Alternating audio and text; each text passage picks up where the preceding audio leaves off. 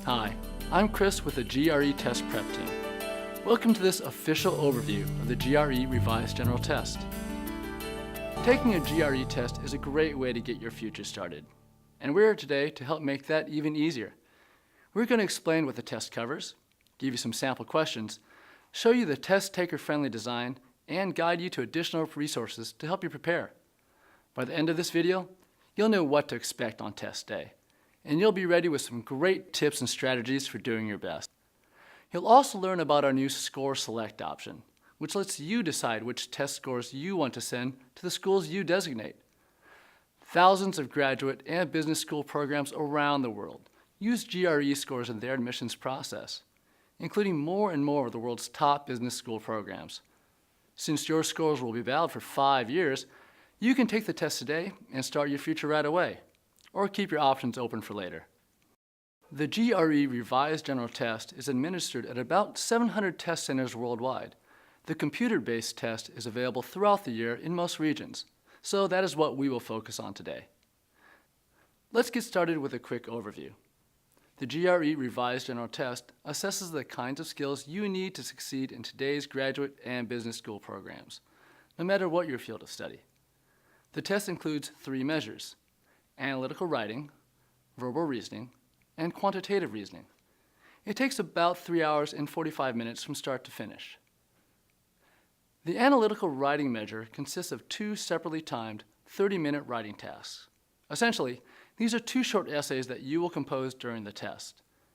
The analytical writing measure is always the first. The verbal reasoning measure includes 2 30-minute sections with 20 questions in each section. The quantitative reasoning measure includes 2 35-minute sections with 20 questions in each. The test will also include 1 additional unscored section, either an unidentified section that could appear anytime after analytical writing, or a clearly marked research section at the end of the test. Now here's something you should keep in mind. After analytical writing, the sections of the verbal reasoning and quantitative reasoning measures and the unidentified unscored section may appear in any order. So here's your first tip. Treat each section as if it counts towards your score, because it probably will. Now, we all need a break once in a while, especially when taking a test. So there will be a 1-minute break between most of the sections, and a 10-minute break after the 3rd section. And here's another tip. These breaks will be a good time to request additional scratch paper if you're running low. You can take an unscheduled break on your own, but remember, the test clock will keep ticking, so you will lose valuable time. The wisest strategy is to continue through each section without stopping until it's time for a scheduled break. Now that you know how the test is structured, let's take a closer look at each of the 3 main parts of the test, one by one, so you will know what to expect. In the analytical writing measure, you will have 30 minutes to analyze an issue and 30 minutes to analyze an argument. These separate tasks integrate the assessment of critical thinking and analytical writing skills. This section will gauge your ability to articulate and support complex ideas, to construct and evaluate arguments, and to sustain a focused and coherent discussion. These tasks focus on your ability to develop a well-constructed argument. You will not be evaluated on your knowledge of specific facts or content. What matters is your critical thinking process and your ability to put your thoughts into words. You can use scratch paper to take notes or make an outline, but you'll be typing your response on a keyboard using word processing software developed specifically for the test. It includes the basic operations you'd expect. You're able to insert text, delete, cut and paste, and undo the previous action. There's no spell check or grammar check, but don't worry. Occasional spelling or grammar errors won't affect your final score. So far, we have covered what these tasks measure and the tools you will use to compose your answers.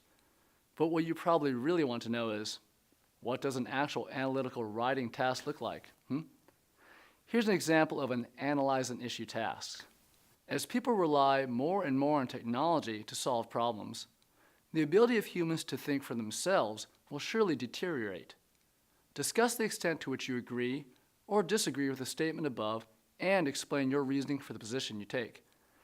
In developing and supporting your position, you should consider ways in which the statement might or might not hold true and explain how those considerations shape your position.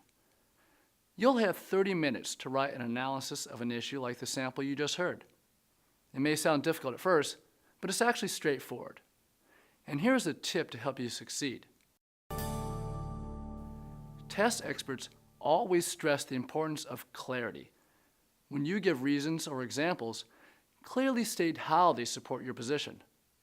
It is not your knowledge of the specific subject, such as technology in this example, that's being tested. It is your critical thinking and analysis skills. The example we just looked at was an analyze an issue task. You will also receive an analyze an argument task. What's the difference? The argument task requires you to evaluate a given argument according to specific instructions. You will need to consider the logical soundness of the argument, rather than agree or disagree with the position it presents. We want you to do your very best on this test, so keep these basic strategies in mind for the analytical writing measure. Keep track of the time, but don't rush. Before writing the essays, organize your thoughts and prepare an outline. Save a few minutes at the end of each task to check your work. An occasional spelling or grammatical error will not affect your score, but persistent errors will detract from your writing score. At the end of this video, we'll give you a web address where you can find all of our free official test preparation material. After you are finished with the analytical writing tasks, it will be time to focus on the verbal reasoning and quantitative reasoning measures. Now earlier, I mentioned that there will be 2 sections of each of these measures, and that they can appear in any order, following the analytical writing measure. You will also want to take note of this. They are section level adaptive.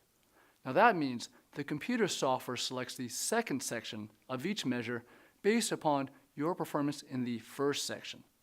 So, looking at the quantitative reasoning measure, if you do very well on the first section, your second section of the quantitative reasoning measure will be at a higher level of difficulty. And the same goes for the verbal reasoning measure. Within each section, all questions contribute equally to your final score, and both sections are important. The scoring for each measure takes into consideration the total number of questions you answer correctly across the 2 sections, as well as the difficulty level of the section. Time for another tip. To maximize your score, it is best to answer every question in every section. Points are not deducted for incorrect answers, so answer every one. It is better to guess than to leave an answer blank. Now let's look more closely at the verbal reasoning measure, so you know what it takes to do your best on it. The verbal sections measure your ability to do the following: analyze and draw conclusions from discourse, and reason from incomplete data. Understand multiple levels of meaning, such as literal and figurative meanings and the author's intent, and summarize content and distinguish major from minor points. The verbal reasoning measure emphasizes complex reasoning skills and your ability to read and comprehend passages. The questions go beyond single answer multiple choice and also include computer-enabled tasks, such as highlighting a relevant sentence to answer a question. Now, just in case you heard otherwise, the test does not include antonyms and analogies, so there is very little emphasis on vocabulary out of context. You already know that there are 2 verbal sections. You need to know that there are 3 types of questions within these sections: reading comprehension sets, text completion questions, and sentence equivalence questions. You'll see content from a variety of fields of study, including the natural sciences, social sciences, business, and humanities. But the questions focus on your verbal reasoning skills, not your knowledge of specific subject areas. Let's go to a text completion sample question, just as it would look on the computer monitor in front of you on test day. Here is the passage. It is refreshing to read a book about our planet by an author who does not allow facts to be blank by politics. Well aware of the political disputes about the effects of human activities on climate and biodiversity, this author does not permit them to blank his comprehensive description of what we know about our biosphere. He emphasizes the enormous gaps in our knowledge, the sparseness of our observations, and the blank, calling attention to the many aspects of planetary evolution that must be better understood before we can accurately diagnose the condition of our planet.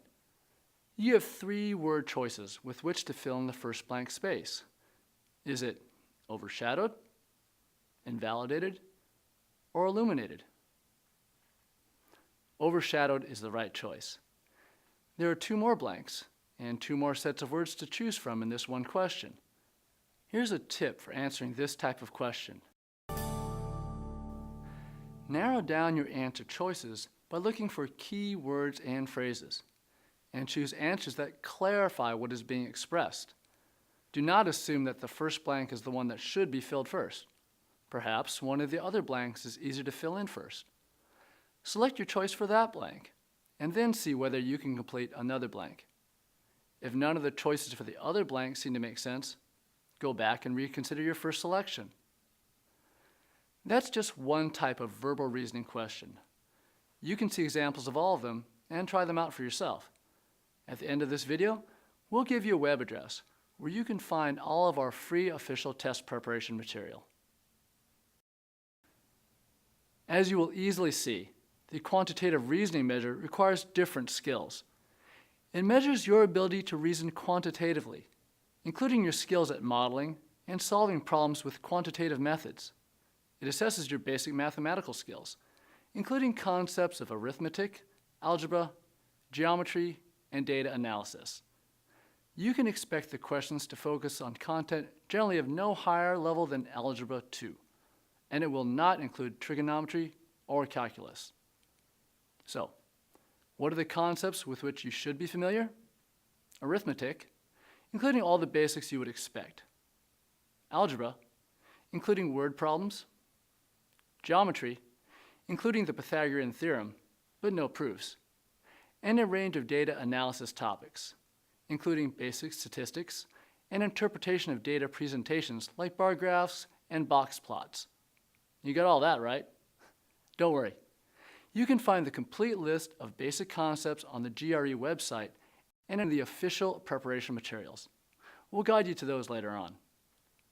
Remember we mentioned that your quantitative reasoning skills will be tested in 2 35-minute sections, each one with 20 questions?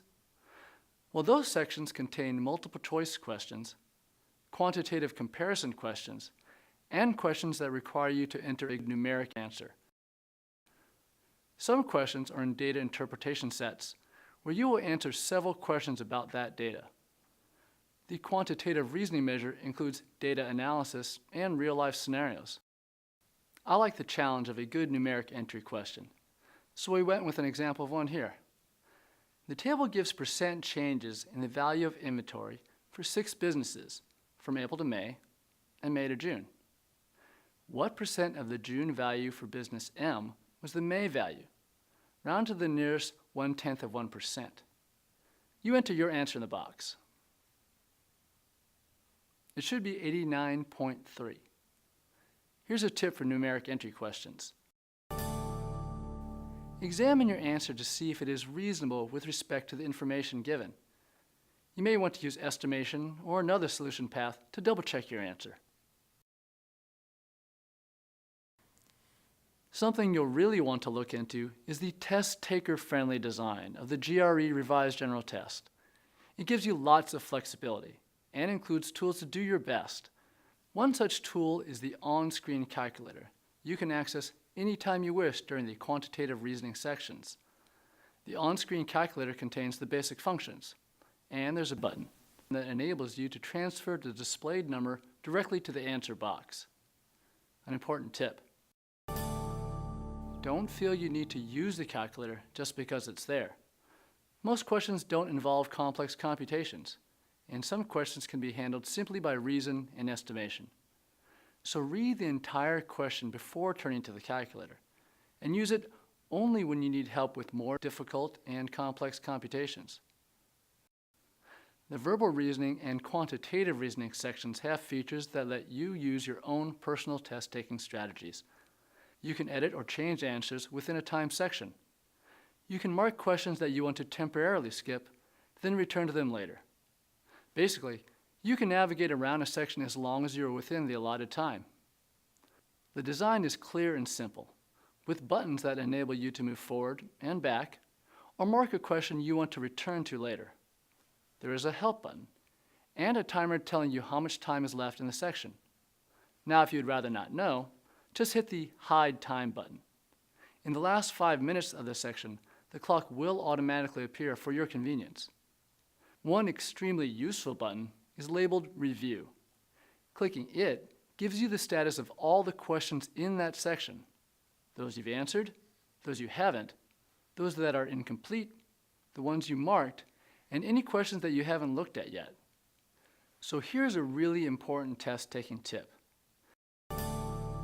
Use the Mark and Review tools to keep track of questions you want to revisit within a section, or identify questions you may have answered only partially or skipped altogether. Be sure to budget your time so you can give the review screen an added check before completing the section. Let's look at some other general strategies that will help you do your best on the GRE Revised General Test.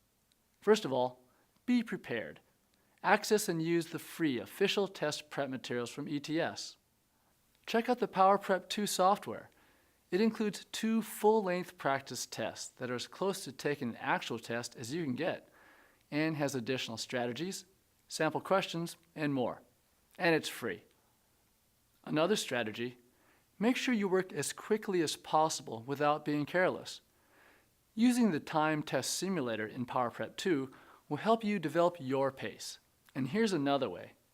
When the clock starts and you begin a section, you can go through it fairly rapidly the first time, stopping only to answer those questions you can answer with certainty. Mark those questions that will require more thought, then go back and spend more time answering them later. Spend some time in the all-important review screen, just not too much. View the screen just to check on your progress. How many questions do you still need to answer? Did you mark any questions for review? And remember to use the calculator only when the computation is difficult. So, we've given you a broad overview of the test, looked into what to expect in each section, and focused on some key test-taking strategies and tips.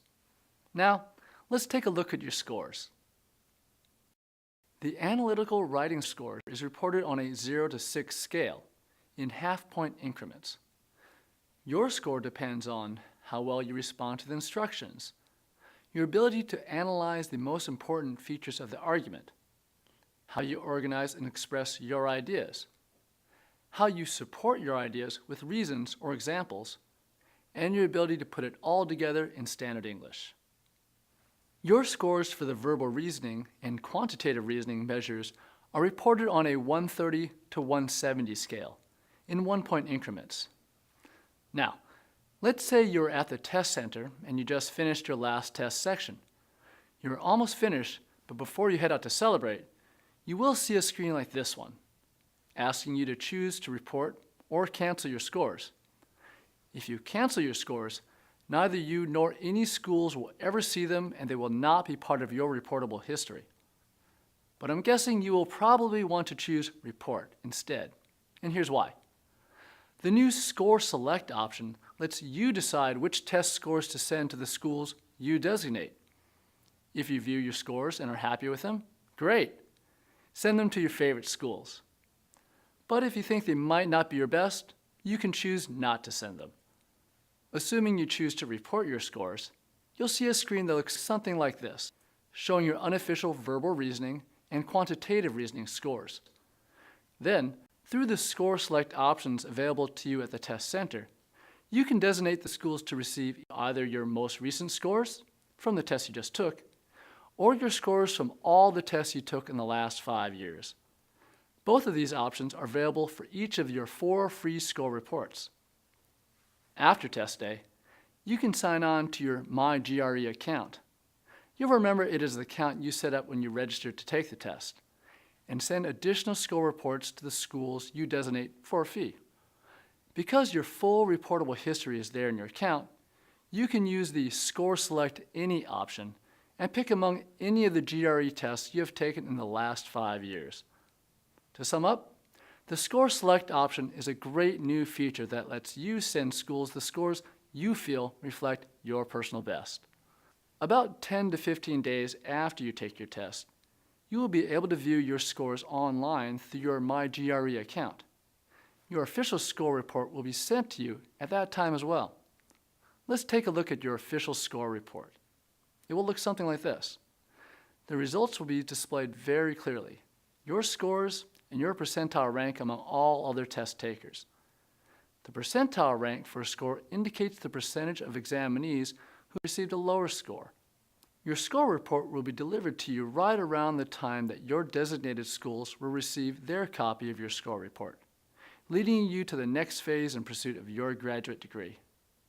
We hope this brief overview of the GRE Revised General Test has been a valuable step on your road to a successful test experience. We also have many other helpful resources you'll want to explore, starting with takethegre.com. This is the site I mentioned earlier. You can access free test prep and also test prep material for purchase, but most importantly, you can register to take the test. We also invite you to join the conversation on the official GRE Revised General Test page on Facebook, where you can ask questions and interact with other test takers around the world. Remember, the entire GRE team is rooting for you to do your very best on the GRE Revised General Test. Thanks for joining me today, and best of luck to you.